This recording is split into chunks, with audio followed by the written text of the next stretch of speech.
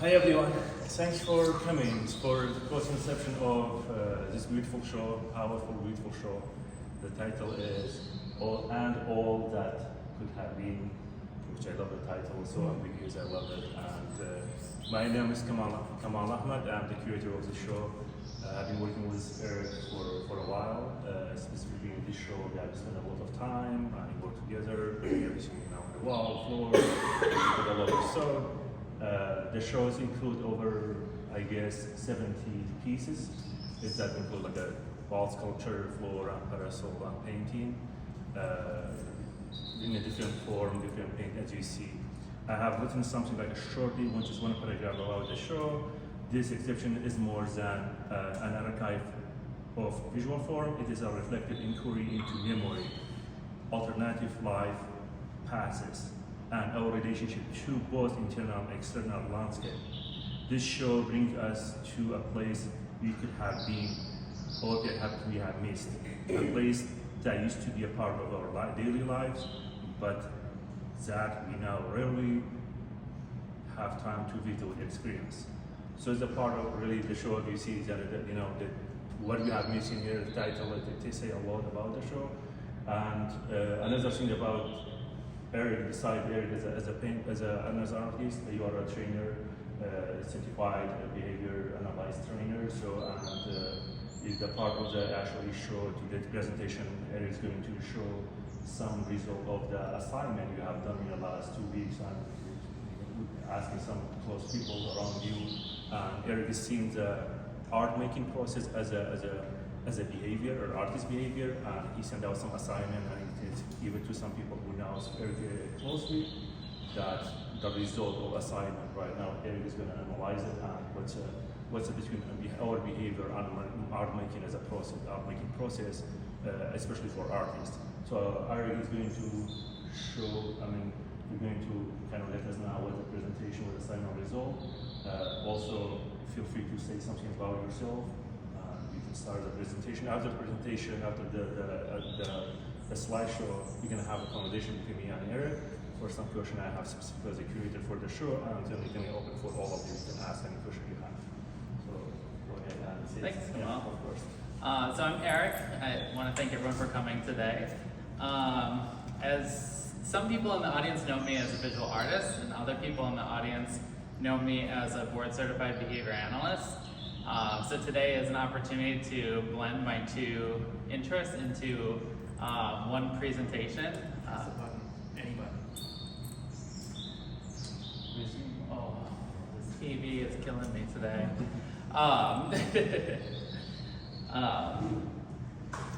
So I'm going to go through the results of my functional behavior assessment on my art making behavior today. But in order to do so, I want to build just some background knowledge in what behavior analysis is for everyone. So Kamal is going to get this TV working appropriately, hopefully. And we will begin. All right, so like I mentioned, I'm a Board Certified Behavior Analyst. So some people might be asking, what is that? So essentially, I'm a highly trained professional who analyzes behavior and develops interventions for behavior-related changes. Typically, BCBAs work with individuals with developmental disabilities, but we use the principles of behavior, which are around us all day, every single day, regardless of your background. We often work to reduce unwanted behaviors and then teach replacement skills so our clients, students, the people we support can live a more meaningful life. I received my certification through the Behavior Analyst Certification Board, which is a nonprofit organization, and its purpose is to credential BCBAs and other behavior analytic practitioners as a way of consumer protection. So they've outlined best practices, ethical guidelines, and they certify people who meet the requirements. Today, I pulled out some ethical guidelines from their code that I'm going to be presenting this through the lens of. So first, BCBA select and design and implement assessments. So I'm going to talk about my functional behavior assessment. We also collect and use data. So the data that is in my presentation will be displayed in graphs. And then we make public statements that are truthful. BCBAs do not engage in any misleading behavior.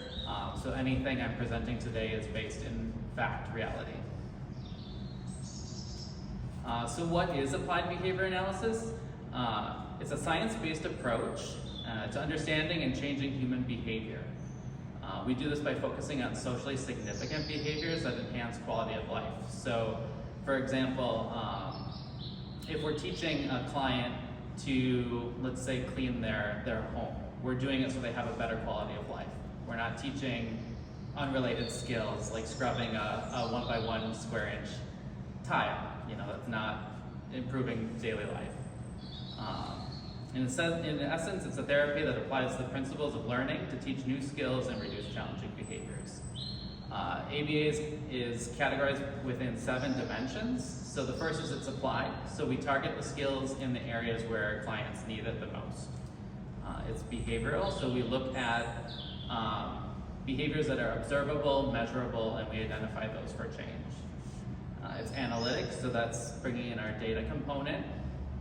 It's technological, so any sort of work we do as behavior analysts, we have to make sure that it can be replicated by a variety of providers, so we use common language for everyone to understand. It's systematic, so the skills we are trying to change match the interventions that we're using. It has to be effective, so in order for something to be applied behavior analysis, it has to work. And there needs to be a form of generality, so that means that the client you're working with can exhibit these behaviors in a variety of settings.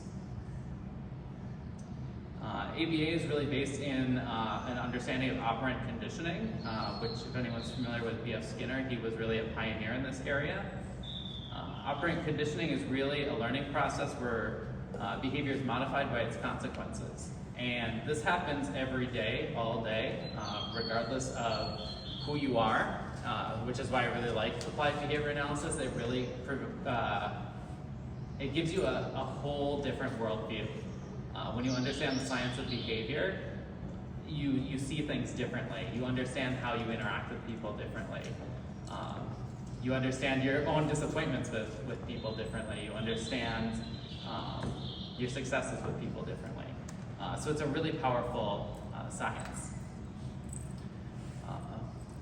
Operant conditioning involves a specific behavior followed by a consequence, and that's either a positive consequence, so the individual receives something following the behavior that increases the behavior, which is called reinforcement, or a negative consequence, so essentially punishment. So something you don't want follows the occurrence of a behavior. So I just did some examples here to place this back into reality and bring it down from the concept. So an example here is you go to work, so that's your behavior. You receive a paycheck, that's your positive reinforcement, and the following week you return to work. So that behavior increases in the future. That paycheck is what's maintaining that going to work behavior. Another example is you have a headache and you take some aspirin. So taking the aspirin is your behavior. The headache goes away and that produces negative reinforcement. Negative reinforcement is the removal of a non-preferred stimulus that results in the increase of that behavior happening again in the future. So in this example, the next time you have a headache, you're going to be more likely to take the aspirin because it's worked in the past to remove the headache. Now we're going to talk a little bit about punishment, and as a BCBA, I have ethical guidelines surrounding the use of punishment. It's never a first resort, so you'll see sometimes like the parent yell at the child, and that's not best practices. You should try the positive approach first and exhaust your positive approaches before resorting to punishment. But here's some real life examples. So you're driving 30 miles per hour on the freeway, and that's your behavior. A police officer stops and writes you an expensive ticket. That's positive punishment. It's unwanted stimulus following the occurrence of your behavior. And as a result, the behavior is going to decrease the next time because you're driving the speed limit from now on. And then the final form of punishment is negative punishment. And the example I used here is you go to work one day and you swear at your boss. That's the behavior. In response, your boss fires you. He takes away your job. So that's the negative punishment. It's something that's going to decrease the behavior with the removal of a stimulus. So losing the job is the removal of that stimulus, and then behavior decreases in the future because at your next job you don't swear at your boss. So next we'll talk a little bit about reinforcement, because this is really important as a behavior practitioner. We use reinforcement all day long to change behavior. It's why we have certain behaviors. It's potentially why you showed up today. Maybe you really like Erik and you don't want to let him down. So you showing up is part of a reinforcement contingency. So reinforcement is really strengthening a behavior that it follows. And it does this by increasing the future frequency of that behavior. So if I say hi to Kamal and he says hi back, next time I see him I'm probably going to say hi. That's the positive reinforcement component. He's reinforcing my communication exchange. If I say hi to Kamal and he walks away and he turns around and walks the other way, I might not say hi to Kamal the next time I see him. That's just an example of how the smallest things are part of reinforcement contingencies in your everyday life. So understanding reinforcement allows you to look at functions of behavior. So functions help explain why a person engages in a particular behavior.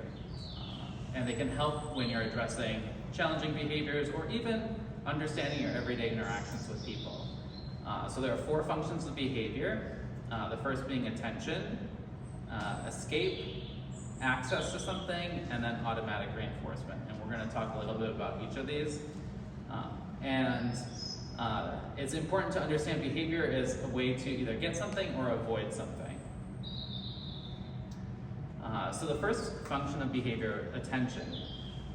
So attention is essentially maintaining behavior through social reinforcement, through our interactions with others. So the example again, I say hi to Kamal, Kamal says hi back. That's an attention maintained behavior. Some other examples could be calling a friend and talking on the phone. If your friend answers, you have a conversation, and it goes well, you're probably going to call that person again on the phone. Another example could be spending a holiday with your family. That's receiving attention from your loved ones. The next function is escape. It's usually my favorite function. I encounter this one quite often.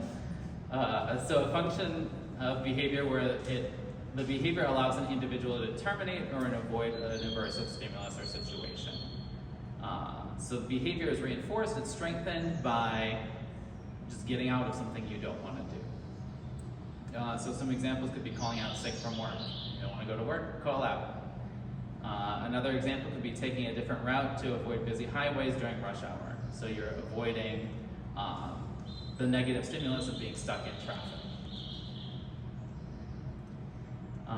The next function of behavior, access. So this is a function of behavior that's maintained by accessing something you may want or need, such as an object or an activity, or even sometimes sensory stimulation. And some examples could be going shopping. You purchase the things you like, so when you have that motivation to acquire something new, you're going to go shopping again. Another example could be using your key to open your apartment door. The thing you want is access to your home, so you use the key. So using a key is going to increase in the future. And then finally, automatic reinforcement. And when we talk about automatic reinforcement, this is really, we can think of it in terms of sensory.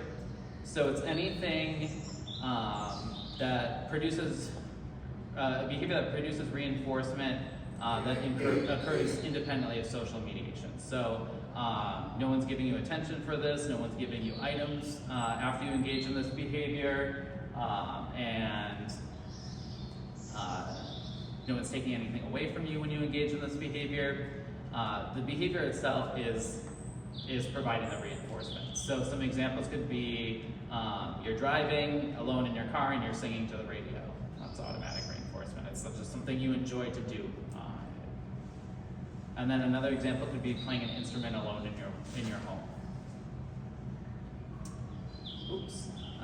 So we're going to talk about my functional behavior assessment next. This is the bit of analysis I've done on my own self and my own behaviors. So functional behavior assessment is a process to understand why a person exhibits specific behaviors, especially ones that are problematic and challenging. FBAs are typically done on those behaviors because those are the ones that have the most negative impacts on people's lives. So if we're talking about socially significant behavior analytic work, we want to decrease those problem behaviors that are impacting somebody's ability to access social environments, access work opportunities, access learning opportunities. Essentially, an FBA is a way to uncover the purpose of a behavior, and it gathers information about the circumstances surrounding it. So this is really where we're looking at behaviors in isolation. This helps to develop effective interventions to address the behavior. So there are 5 steps in the FBA, and I'm going to go through my own process with you shortly. But first step is we have to identify the behavior that we're going to assess. Every day you probably have thousands of behaviors, and we're only looking specifically at the behavior you want to change. We gather information during an FBA process, so that's talking to people who know the individual well. We're looking at any sort of medical records the individual might have, past assessments. We also collect data during that process, so we're looking specifically at that behavior and we're measuring it in the settings where it occurs. Then we analyze data. So once we have our data collection, we analyze it, look for patterns. We develop a hypothesis as to what the function might be of the behavior, and then we can create a plan that addresses it. So for my functional behavior assessment, I took a look at a couple different settings. So my home studio, where the majority of this work was made. Also residencies, Brookline Art Center I did, and also Room 83 Spring. Those were opportunities for art making behavior. Some records were reviewed, so I collected data on myself, reviewed social media, and then also conducted some indirect assessments with my friend Kamal. He was one who helped me with the indirect assessments, and also my husband, Nick. And we're going to talk about those. So, history. I was born and raised in Milwaukee, and I studied sculpture at Carroll University before moving to Boston, where I got my MFA in sculpture from Boston University. So my early artwork focused on political ideas surrounding factory farming, and then obviously this is my more recent body of work. In addition to visual art, I'm also a BCBA.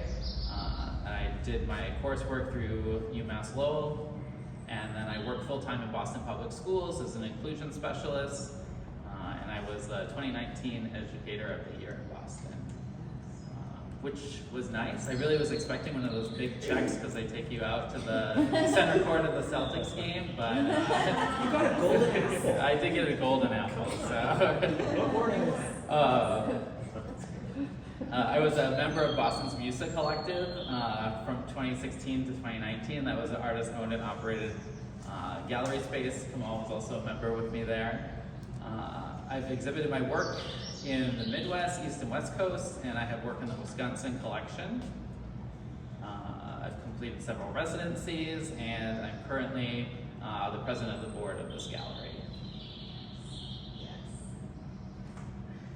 Some strengths. So always when we're assessing behavior, we want to see what does the individual currently do well, because when we program, we want to build on someone's strengths.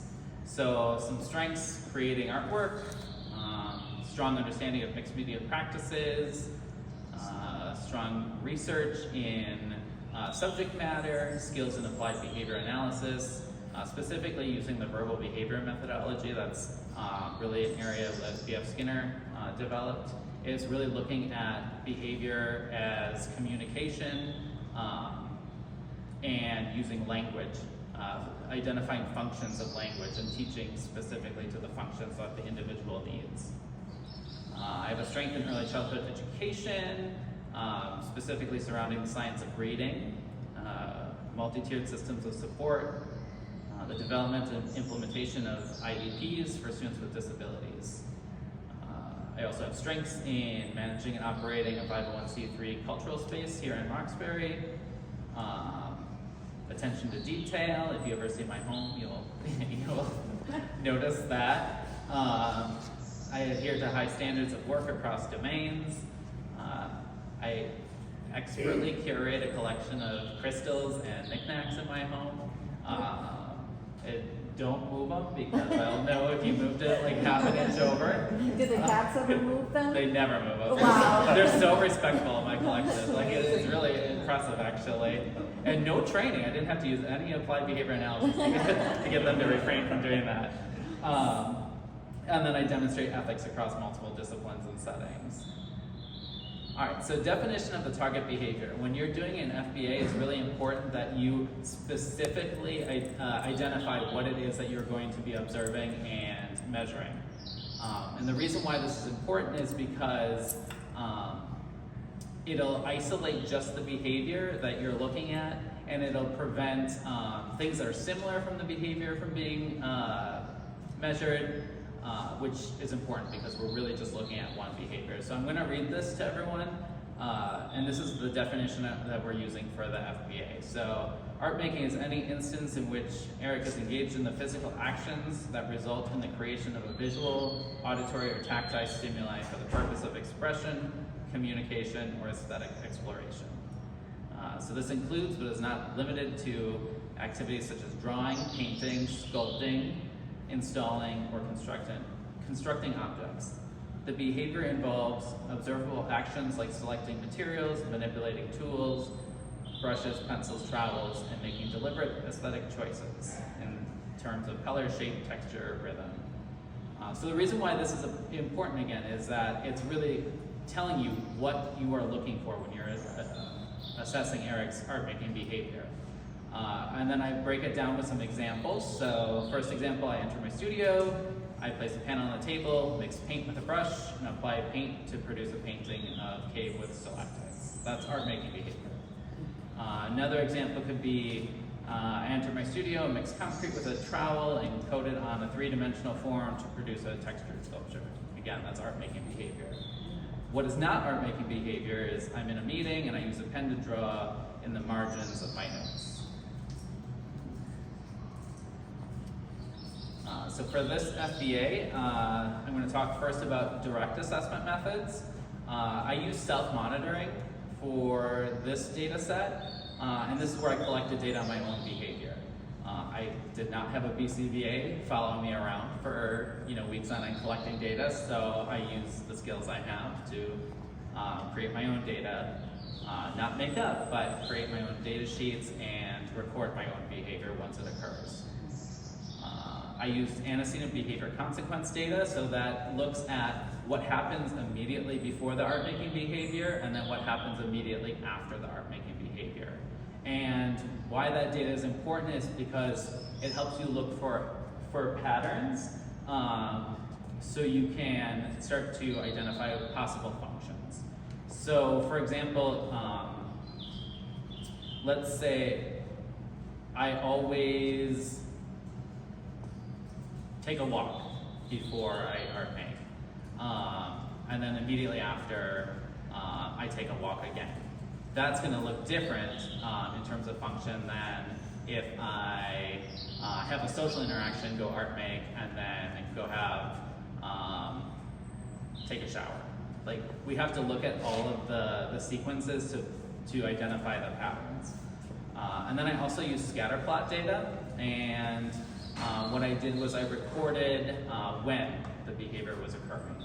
So I kept track from 6 a.m. to 12 p.m. Across a couple weeks in August and April, and recorded a check mark when I engaged in the behavior in that specific time block. So this is the results of the ABC data on antecedents in August of 2024. So common antecedents to art-making behavior were accessing preferred items and activities. So maybe I was watching videos on my phone, or maybe I was scrolling on Instagram, or maybe I was rearranging my knickknacks, things like that that I enjoy. Another common antecedent was bathing. So I took a shower before I worked in my studio. Another one was spouse divided attention. So August 2024, I know that I have school vacation and I work in my studio during the day, and Nick's working. I can't do things with Nick because his attention is divided on his work at that time.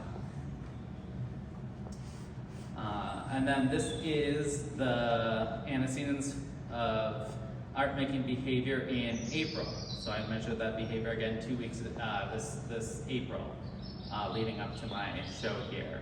And it's slightly different because in April I'm teaching in Boston Public Schools, so I'm going to have different antecedents to the art-making behavior. So most frequently, some form of cleaning happened before art-making behavior. Usually a spouse interaction happened before art-making behavior. That's, maybe it could be a conversation, a greeting, a how's your day, that sort of thing. A companion animal interaction, so something, a tender moment with maybe one of my cats. And then working, so working is a common antecedent, so work my job. So now we're going to look at some of the consequences to the art-making behavior. So we're going back to August, and following art-making behavior, I most frequently clean.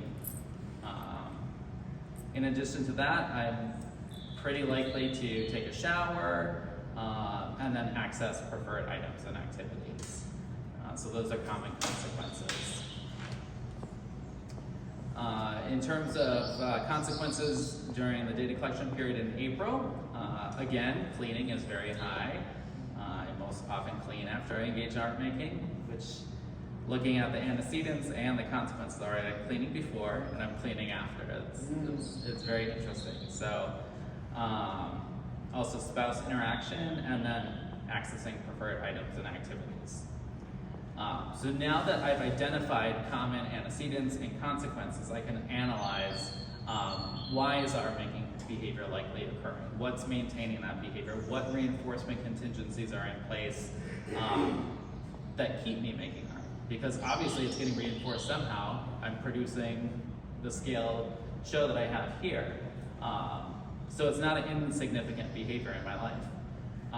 So this ABC data indicate that my art-making behavior is likely maintained by automatic reinforcement. So again, that's that sensory component. There's something about making artwork that internally feels good to me. And why that's important is, why I came to that conclusion is that the antecedents and the consequences for that art-making behavior were nearly identical. So when I engage in art-making behavior, it's not changing my social interactions, because I have that spouse interaction before I engage in art-making behavior, and I also have it after. So there's really no attention component there. Another thing is it's not allowing me to access anything that I wouldn't typically be accessing afterwards anyway. So, you know, the common antecedent was I was engaging in a preferred activity, and then I finish art making, and then I engage in another preferred activity. So it's the reinforcement's not socially mediated, or there was really no escape, because, you know, I clean before and I clean after. So, you know, it doesn't produce any change in what I do. It's not relieving me from some sort of task that I really don't want to do, because those non-preferred tasks are happening before and after. This is my scatter plot data for August, and what this data shows is that In the summer, I'm most likely to be making artwork between the hours of 6 and 6:59 p.m. That's the highest over a 2-week period. I made artwork, or engaged in artwork and behavior, I should say, at 13 instances, so almost every single day at that time. And I can tell you exactly what that was. I made every single crystal in this show, and every 24 hours, I had to change my mold. So that always happened in the evening. Other common times were really between the 11 a.m. and 8 p.m. So I was really doing, engaging in art making behavior most of the day when I don't have to work. This is my art making behavior in April, which is a little bit different because I am working during the day. I work in a school that's hours are 9:10 to 4:25. So those are really not days I can be in my studio engaging in art making behavior. So here, most of the art making behavior occurs starting at 5 p.m.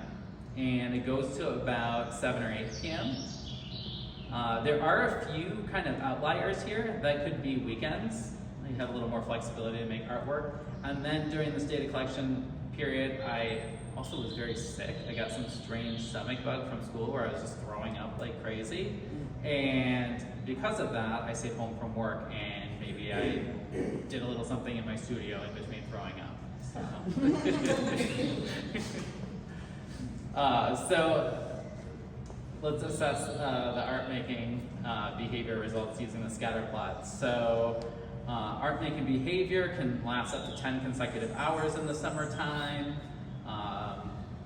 Most likely to occur between 10 a.m. and 9 p.m. And then during the school year, art making behavior is most likely to occur 5 to 8 p.m. And this is the final form of assessment that I did. We did, this is the indirect assessment that Nick and Kamal helped me collect because just assessing my own behavior is not good enough. I need to have people who know me well take a look at that same behavior and provide their input to it as well. So I used 3 different assessments. The first is the functional assessment screening tool. And that's 27 yes or no questions that are then scored. And the questions are separated into the 4 functions of behavior. So depending on how they are scored, I can identify what those functions are. The maths motivational assessment screening tool, that's 16 Likert scale questions. So those are questions that will help identify the function, and then the respondent rates how they observe my behavior based on those scales. And then similar is the questions about behavior function screening tool, and that's 25 Likert scale questions. So these are the results of the functional analysis screening tool. The total score, the higher the score, the more likely that's the function to the behavior. So sensory stimulation is scored at 8, so that's the most likely function of the art-making behavior based on this assessment. Secondary functions were escape from tasks or activities, and then pain attenuation, so doing something to make a discomfort or pain go away. Functional analysis, the motivational assessment really had a clear function, which was sensory. It scored a 40. The other functions of behavior didn't even come close. So according to the motivational assessment tool, sensory it is. And then the questions about behavior function, similar. Non-social scored the highest, 24. So non-social is going to be anything that I can produce reinforcement for myself in. So again, that's that sensory component. I'm doing things or I'm engaging in a behavior because it feels good, it's enjoyable, it improves my own internal happiness. And then escape and then physical were also, again, the 2 kind of second highest, but again, clear function here is automatic reinforcement. So a brief analysis of the FBA art making. So what's funny, usually we do functional behavior assessments on problem behavior, and depending on who you talk to, the art making behavior could be problematic. Somebody who doesn't value art or expression could say, well, waste of time, waste of money, missed opportunities with friends, missed work opportunities, missed vacation opportunities. So it could be a really severe, challenging behavior based on the observer. I'm very lucky in my life that I surround myself with the people who don't believe that to be true. So I am doing an FBA on a relatively positive behavior. The typography is, entering the studio, using materials to create a finished piece. Frequency happens about 1 to 7 times per week. Duration could be anywhere between 30 minutes. You can go in the studio, just do a quick little thing, or up to 600 consecutive minutes. So 10-hour works, Oops. Common antecedents. So again, cleaning happens always before, bathing, working, spouse interactions, accessing preferred items or activities, and then companion animal interactions, and then the consequences are really pretty much the same. So I'm fairly confident that it's automatic reinforcement. So the sensory component is what's keeping me making artwork. So there's just a summary. I assess the art making behavior. I use self-monitoring data collection methods.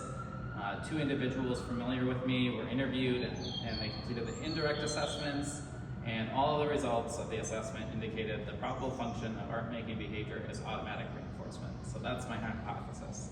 So why is that important? Well, what does it matter if I know that? Because I can make recommendations for increasing my art making behavior. And those could include maintaining a space dedicated to art making behavior and stock it with the required materials. So having a high quality studio. Identify opportunities for income that allow for flexible or reduced schedules. So I work in Boston Public Schools. I have school vacations free. I don't have to work summers. I don't have to work 2 weeks around the holidays, April, February vacations. Those are all times I can use to create artwork. If I want to push it further, I should probably find some sort of high income, low commitment position, which, if anyone knows of one, I'll take it. Maybe, I don't know. Another way, keeping it novel. So explore new materials, new topics of interest, and new themes in order to keep art making interesting for myself. So art making, although I do a lot of repetition, you could probably only take repetition so far until you kind of get bored with it, and feeling bored will decrease my art making behavior. So I want to keep things fresh, keep exploring new things, working with new materials. Another way to increase it is just reduce the amount of time spent engaging in other preferred activities. So people who know me already kind of know, don't ask Erik to go out because it's probably not going to, or maybe we'll do that vacation next year, So there are definitely things that I put off in my life because I do want to focus on art making behavior. Again, refrain from scheduling and engaging in social interactions during an identified time of art making behavior. So that scatter plot data tells me in the evenings during the school year, that's my time to make artwork. So I'm going to refrain from trying to schedule things during that time. Also, like in the summer, that 10 a.m. to 8 p.m., that's art making time. Another goal to increase, or another way to increase would be to regularly set goals for art making behavior. So I could tell myself I'm going to create 1 piece a week or a month, or schedule opportunities to exhibit work. Nothing will increase art making behavior like an upcoming show. And then also, if I want to explore the access function of behavior, I could sell completed artwork, which I'm doing today. So if you want to buy a piece, please do. And then I can maintain social relationships with individuals who reinforce the art-making behavior. So I'm great friends with Kamal because Kamal is supportive of my art practice and we have high-quality conversations about it, and it makes me value my art-making behavior more. Same thing with my husband, Nick. He's extremely supportive. It's someone who allows me to have a home studio. You know, we could have a guest bedroom upstairs in our place, but we have an art studio instead. And then another recommendation could be creating a schedule routine that contacts competing reinforcement contingencies regularly, creating time to engage in art-making behavior. So I have a schedule where I go work a job, I get access to the money. I have a cleaning schedule, that feeling of discomfort that my home is not the way I want it goes away. So if those things are in place and there's dedicated times for that, then I know I have room for dedicated art-making behavior. And then if I wanted to decrease my art-making behavior, get rid of the studio and all the materials. Just take it away. That'll get it to stop real fast. Increase opportunities to work, on other tasks. So I could take a part-time job in the summer. All right, that decreases my opportunities. Dedicate time to increase resources for my current job. There's no shortage of things that need to be done in the schools. I could be spending more time on that. Another thing I could do to decrease my art-making behavior is schedule social activities during art-making times.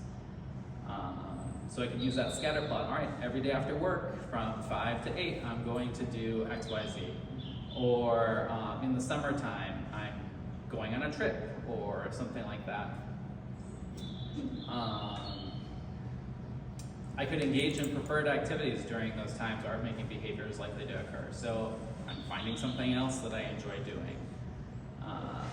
I can utilize strengths and plan for alternative activities. So if it's something sensory that I enjoy internally, so it's maybe finding something else that I enjoy, which could be, maybe it is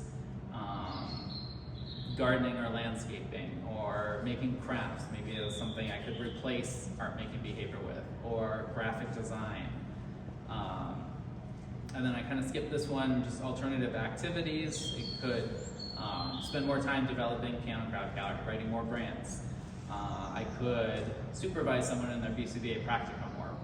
That would take up a lot of my time. Or I could go on more trips to crystal shops to collect more.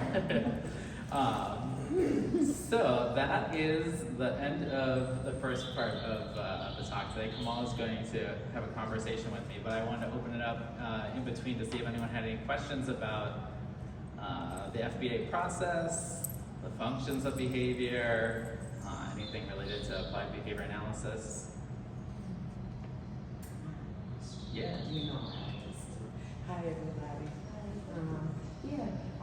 When I'm listening to you explain it makes me think maybe you need to analyze me because I think about it, and let me just put it, in the last 12 years, I've been concentrating more on my art and really figuring out my work and what my art is worth. And I finally, within the last 10 years, found out what the starving artists mean, because you're buying, you're painting, you give away, just from the heart. But I want to ask you, because it's been 12 years now, I'm sitting, listening, maybe this is what I need.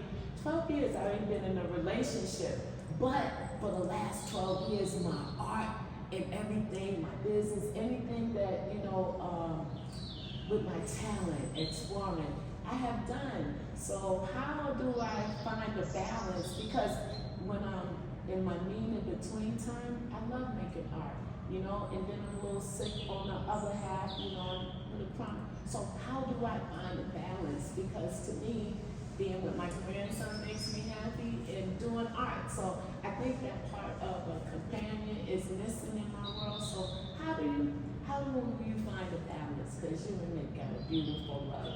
Give me a tip. As the BCBA, I would say I would, number one, need to get informed consent to assess your behavior. Okay.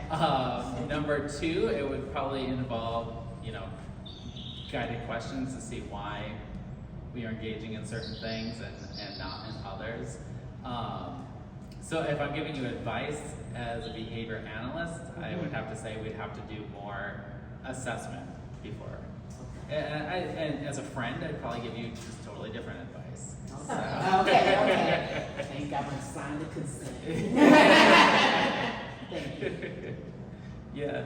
So I know that the application of functional behavioral analysis to art making is kind of cheeky, right? Like it's interesting and kind of funny, but also, as we see by the end of this, it's also incredibly powerful. I'm wondering, is something like this have real world utility? Like, why is this type of analysis isolated to the school system? It seems to me that this is something that could be really powerfully offered as a service. Like, could you talk maybe more about how this might benefit creatively or creatives? Is there room for that? Yeah, I can tell you why this is not done in other settings. It's costly. It takes a lot of time to complete. It involves direct observation, which in work settings people don't really like that. So those are some reasons why. I think the science of behavior is just such an incredibly powerful tool that's underutilized. Some companies are starting to do like organizational behavior management where they're trying to increase like worker productivity through positive reinforcement in the workplace. So, your job kind of does that with the point system and the sprints. But maybe there's some like some of it's negative reinforcement because you want to get your point goal, so you don't have to have that uncomfortable conversation with the boss, when you don't reach your target. So it's really all around us, and there's really examples everywhere in every industry where the science of behavior is put in use. Like the ticket earlier in the example, like that's an everyday example. I think there's a lot in terms of just like societal behavior. There are things that we don't do to one another because they'd be punished. Like we don't rob people on the street because you'll get caught and go to jail, or we don't like cause a scene because we don't want the attention. Some people cause a scene because they do want the attention. It tells me they're not getting the appropriate attention somewhere else in their life where they need it. So I have a question about, as an artist, for example, when I make art, sometimes I have a lot of energy to make art for a week. I go up, making art, go to my room, my studio. I don't care about anything else. Sometimes even I don't clean that much. So all of a sudden, maybe in 2 weeks after, I don't make any art. So now in those data, is there a way to sustain that art making behavior that you can actually have in often in a regular time to make art, at the same time it's not like a go up and all of a sudden drops, go up and drops. Does that help as an artist all data how you can analyze yourself or art making behavior process?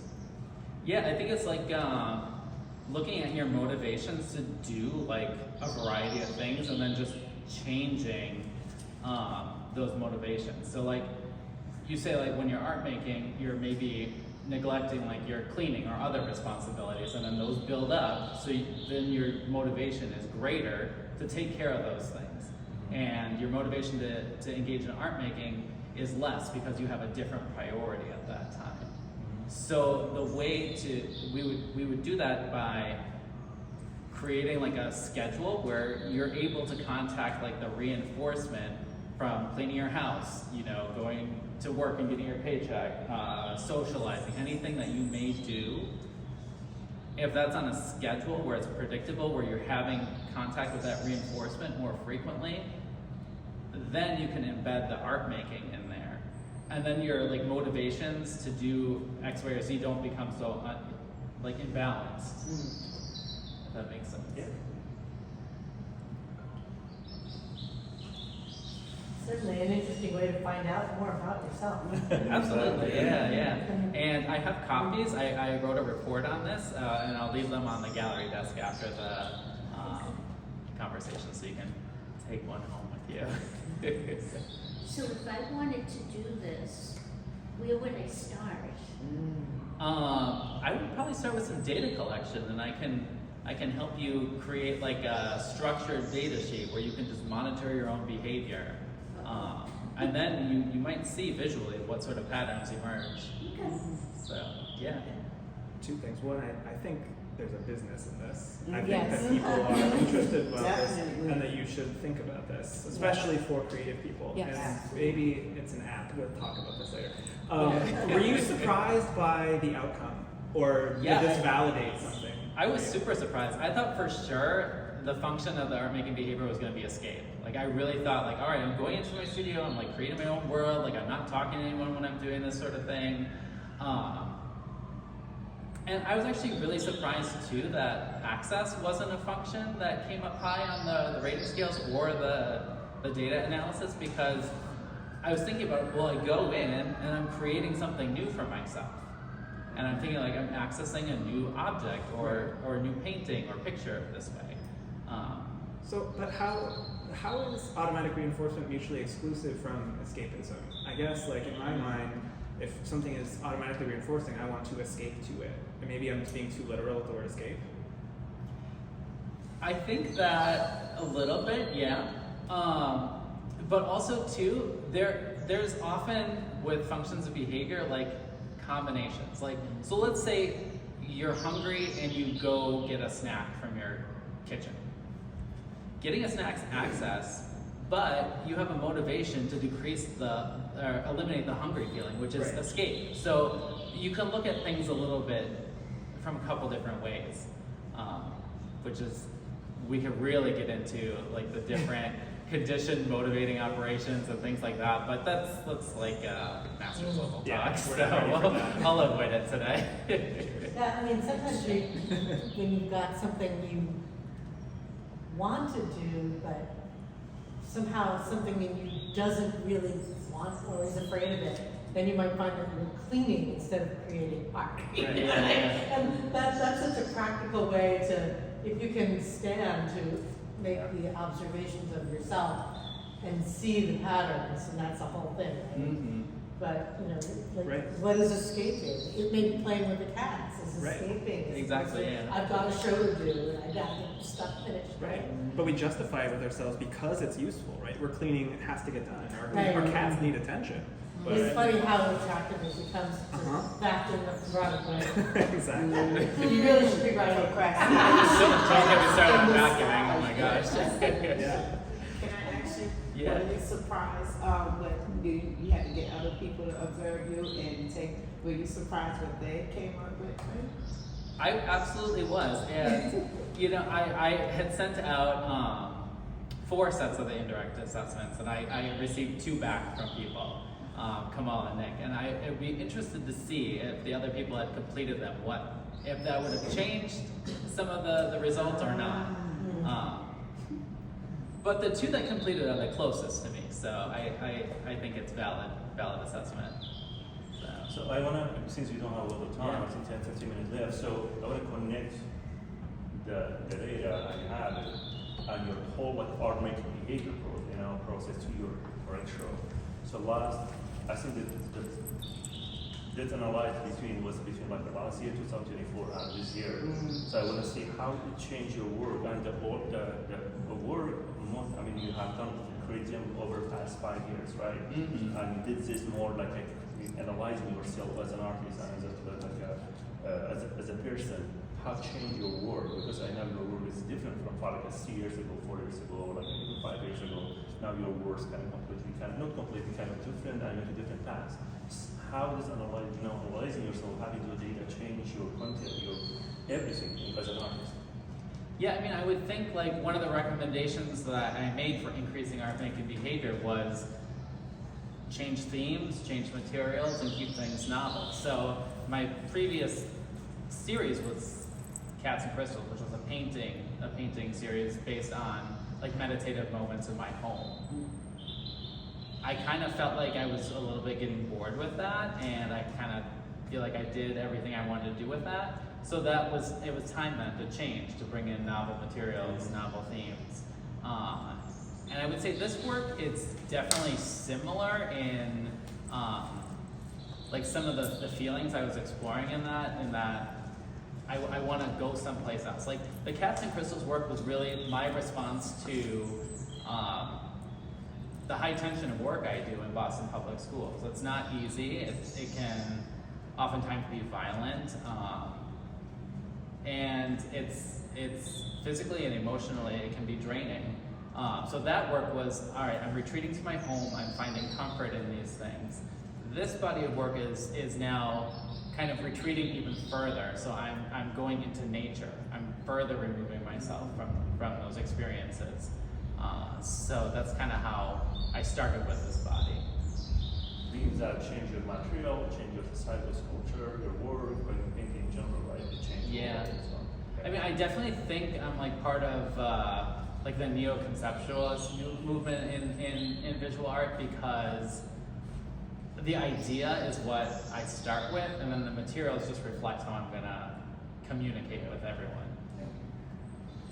So just for you all know that I have been creating a lot of show around here, and kind of like there's not a lot of show I think moving us now these days, or like motivate us, and it's one of the show I love it. But something surprised me in general about this show. I saw these pieces one by one individually on social media, in your studio, but then you brought it all over to the gallery, and then gave me, okay, you can create the show for me. And that was a moment I said, oh my God, this is beautiful, I'm so powerful. Yes. And it gave me the okay, how I deal with it. I love the show. I love how unique and emotional and deep it is. And I hope you can talk more about that. You as a viewer, I hope you can have a conversation more than just me talk or Erik. We can have all talk. That's why I really love this show deeply. I know it's especially probably related to my work, the type of work I do. Like my work is so psychological, it's like personal or deep. Where I came from. So most of it come from that. Really remind me in the moment, there was a moment in the gallery, we were walking around this sculpture and it can be so emotional for you. You're looking at each other, we couldn't talk after you installed everything. It was a really beautiful moment, and I love how your work invite the viewer, or me as a viewer, or anyone else, kind of, travel around your work and enjoy without staying a moment. That's what we had a moment in the beginning, the opening reception, for 10 minutes, people actually not talking. Basically, just have a silent moment, the bird and also the drinking water and some music. It was really a special moment. We tried to get the viewers to enjoy the work without talking. Usually we used to have an open reception, a lot of talk and drink, whatever you really don't know what happening. We kind of reverse that and change it to now people actually see the work. So going back to your title first, I love it to hear more, maybe other people know about why you wrote that title, why you choose specifically that title. It's also ambiguous to me. There's something missing at the front of your exactly the same sentence as before, and is there something in the future? Why that title? You choose specifically that? What is related to your work? Yeah. So like I said, it started with the idea of escaping into myself and avoiding thoughts and feelings I was having about my everyday life. And from there, the title and all that could have been is really about, okay, well, what if I didn't have this life I built for myself? What if I didn't work in a public school system in an urban setting? What if I wasn't an artist? What if I didn't move away from home at an earlier age? What might my life look? How might it be differently? How might I be accessing this space and this idea of protection in nature? How would that be? So the title and all that could have been is, I imagined myself taking that alternative path where I didn't do all the things I did that made me who I am today. So it's a little bit of an idea of loss, but it's also kind of an idea of well, maybe it could be still. is there some type of personal protest? What's happening socially differently?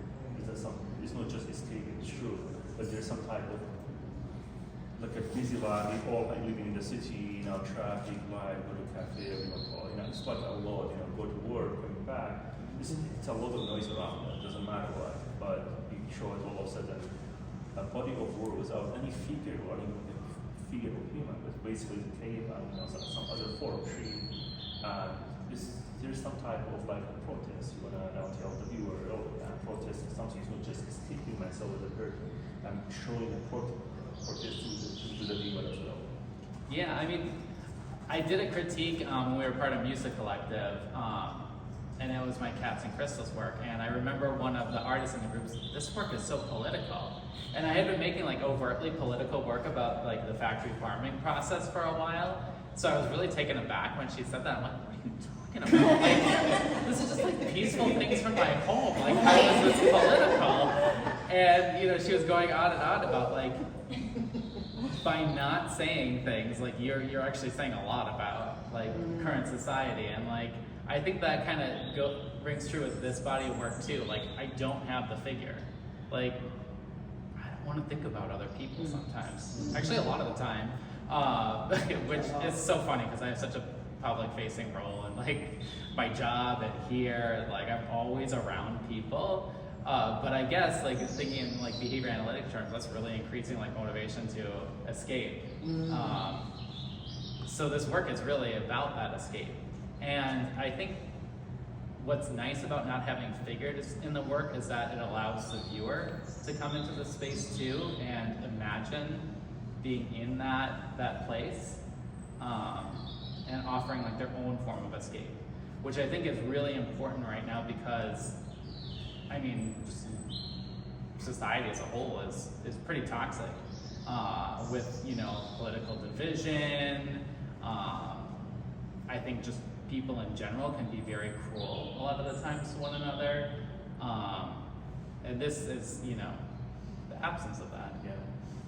So another thing in the show, I mean, the art you can see, the painting, the sculpture, there's a sense of like a silence. There's all the work again because there's no people. They're just so silent. There's no any the silent in a different way means to me is at the same time they're talking. The word is talk to the viewer. There's a lot of noise. There is a lot of loud noise, but at the same time it's silence. So when I create a show, actually I try to kind of work with Erik, how do you keep that sense of silence when you walk around the gallery? You feel it. You don't hear basically nobody talk to you, no loud music, whatever, but you still hear a lot of things in a different way. So luckily, I think that received that. I mean, we had all the feedback that the sense of silence, which I love about the show, is there. Maybe you can mention something about the sense of the silence. That even you're in that kind of again, go back to the art making for like a behavior. In your studio, you are really silent and you're working, and people you hear some like nice slow music. Maybe you can say more about that. Yeah, I mean, I think the silence to the work is intentional for sure. It's the landscapes. They feel very static, very very still. I think that there's like no evidence of like human manipulation, which adds energy. This is about accepting the energy around you and slowing yourself down. Like if you're in nature on your own, like there's no need to be so like amped up all the time like our society is. And it was really beautiful. Our school did a field trip to the Boston Nature Center on Friday, and we walked a wooded trail, and then we go out on a boardwalk, and we're surrounded by a marsh. And we had the kids just sit down, and just how quiet the kids who are typically so active became was really beautiful, and it just shows like the power of nature to like really just put you in yourself. Another thing I love about this show was I'm originally not from here. I have a lot of memories back home. Something I think is smart and really beautiful way you use it, that some different type of like material that including sound as a material and the scent, the smell as a material, including all other things like paint, oil, paint, acrylic, and cement. I used to, even when I was a teenager, my dad was a farmer, also you were using some kind of smell. Exactly, to remind me, I told you when I came, I said, oh my God, I miss my mom and my dad. My mom, I haven't seen him for 17 years. It's like a smell like a clothes when I hug him. So I think somehow you're trying to bring the viewer back to the mental memory in a different way, which I love it, I don't need to live in your memory. Take me back to my own memory and bring it back and use your word. That's something you try to use that, or just only your memory? I mean, I didn't specifically try to like conjure other people's memories, but I think just with the nature of the work, like everybody has some sort of experience with nature, and that experience is typically like those real memorable ones are typically from the childhood, because when you're a child, you're experiencing everything for the first time. So those smells, those sounds, they stay with you as you're an adult. So I think it allows for the access of individuals' memories, but not specifically the goal. It's a happy byproduct, I think. So. Well, I probably leave there some time for everyone. If anyone got any questions. Once again, I think I have been living in both area as an artist, or as a curator, as an educator.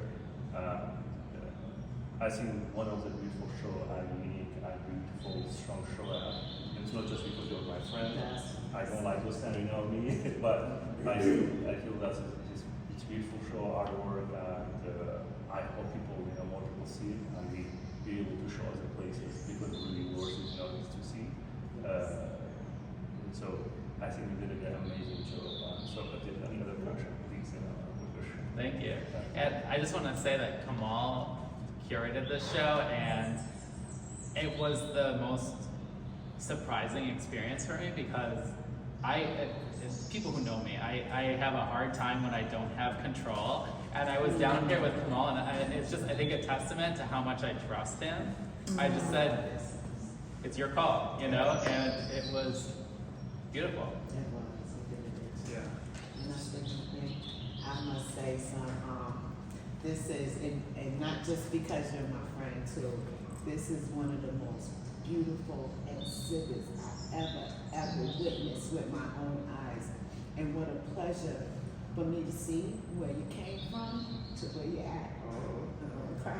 But where you came from, one day I was back there putting the tables back, and I seen one of the pieces. I said, oh, we'll say it. Oh, Eric, I said, I was so excited. But when I came in here and seeing what you have created, I swear to God, this is the best show I've ever been to. In every one of these places, I'm a fairy in my mind. I could live on rocks, I could live in a hole. Even what you did with the space in the wall, I've never seen nothing like it, Eric. You did an amazing job. And knowing what you've been through last year, you and Nick, and to have it on your opening on your mom's birthday, chef's kiss. I love you so much. You did a great, you are the bomb.com. Yeah, we're gonna take this show on the road. Don't y'all agree with me? Absolutely. Thank you. I love you so much. Any other question from you guys? I have a question. I Yeah. have so much I could say in addition and start crying, but I want to ask a little bit about the materials. Is that okay? Yeah, is absolutely. Is it fiberglass? The striations like on the sides? Yeah, I'll definitely talk about that. So the sculptures, I started those in 2019. I created just some weird thing in my studio, and it sat 40% finished for a long time because I couldn't figure out how to complete it.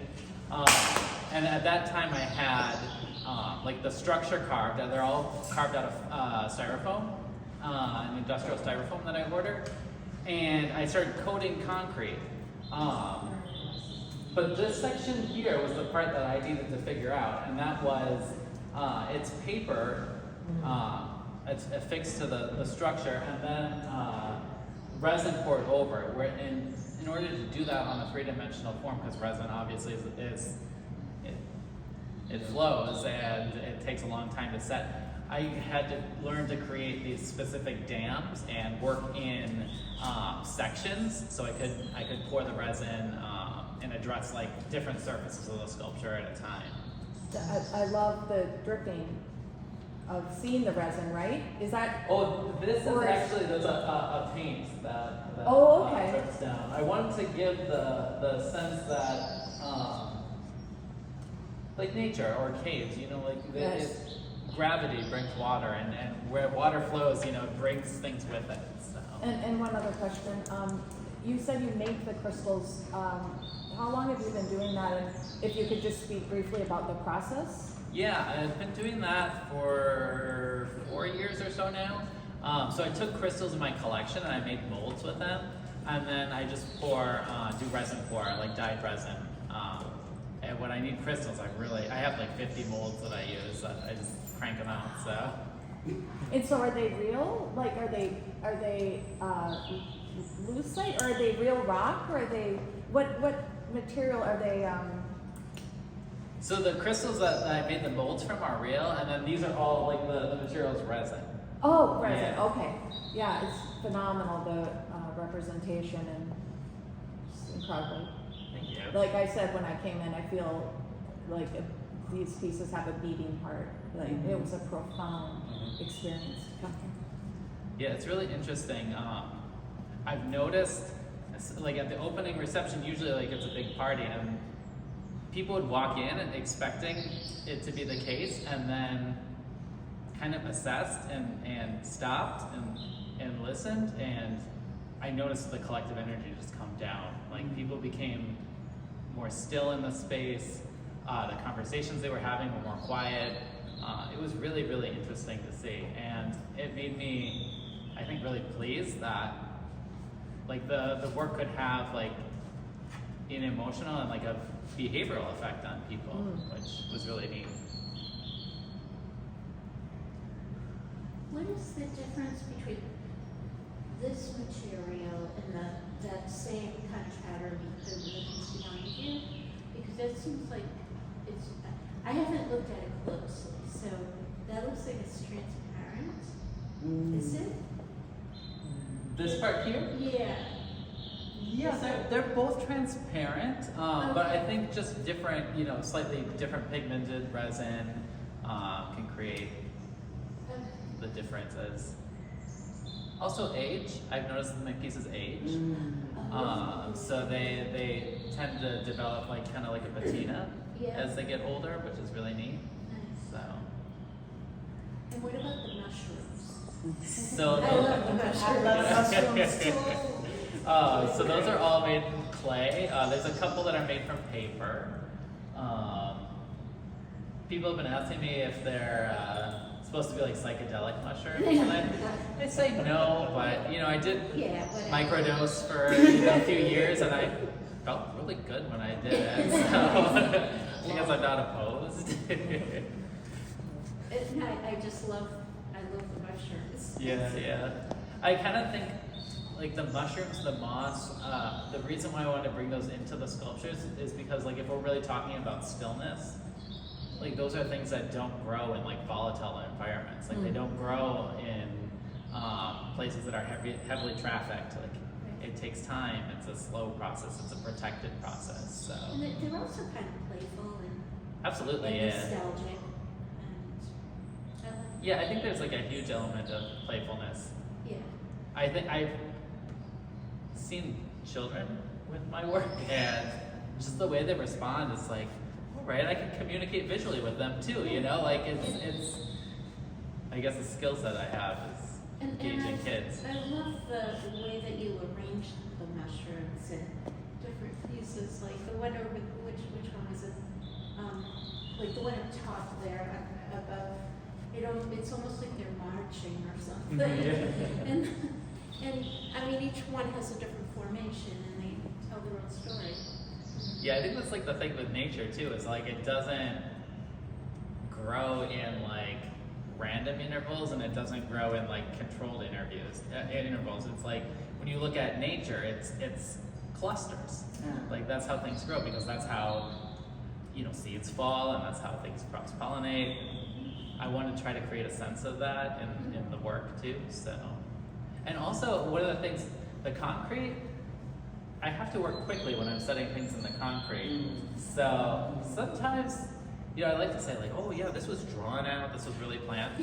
No, it's like, I need to go fast, like here's my thing of this, here's my thing of that, so. Eric's studio is really small, by the way. And if you see this word, there's like a Yeah, it's actually really funny how small my studio is. Not that funny. So how did you do a piece like one behind you that's so big? So I actually worked on 3 of these at a time this summer in my studio. And my studio is probably like 10 by 10 feet.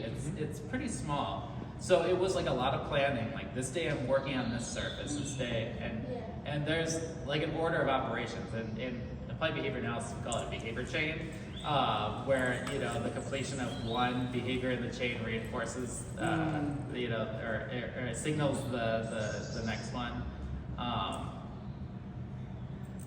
Yeah, it was definitely a process. I had to learn how to move a little differently. Just like use my body very intentionally to, number one, prevent tripping and falling over my sculptures. But that has to be at least 6 feet. Yeah. How? Okay. I got it.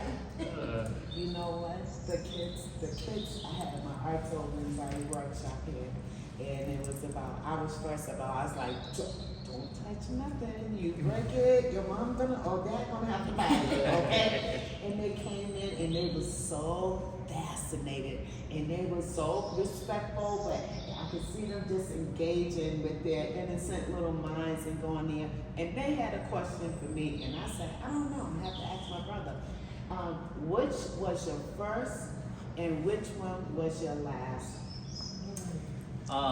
So my first painting was the one with the stalactites over there, that dark painting.